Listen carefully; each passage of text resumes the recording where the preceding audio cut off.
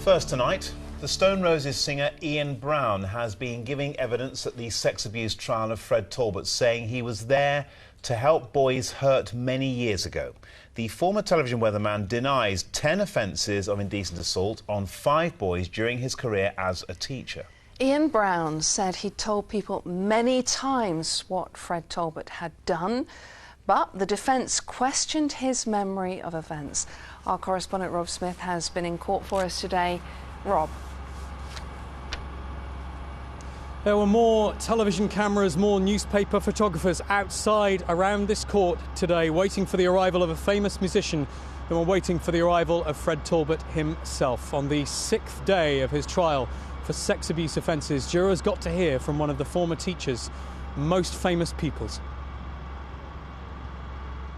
Leaving court, a rock star who says a TV star showed him a, quote, gay porn film as a child. Stone Roses frontman Ian Brown gave evidence against his former biology teacher, Fred Talbot.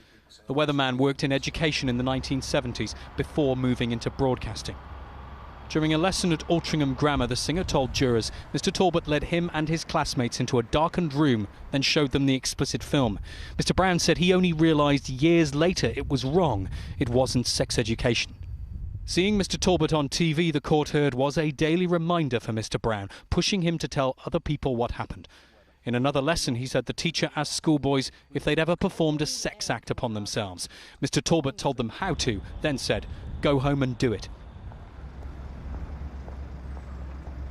Now, Ian Brown isn't a victim in this case. He's giving evidence as a witness, and under cross-examination from Mr. Talbot's defence, he said that he had nothing to gain from doing that.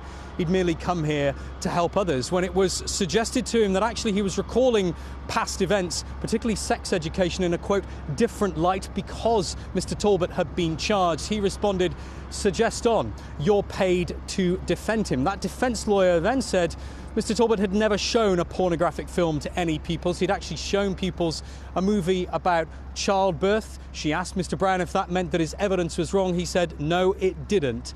He showed it. Rob, thank you. Well, next tonight, the little girl from Bury whose life has been transformed thanks to a 3D printer. 2-year-old Mina Khan was born with a hole in her heart.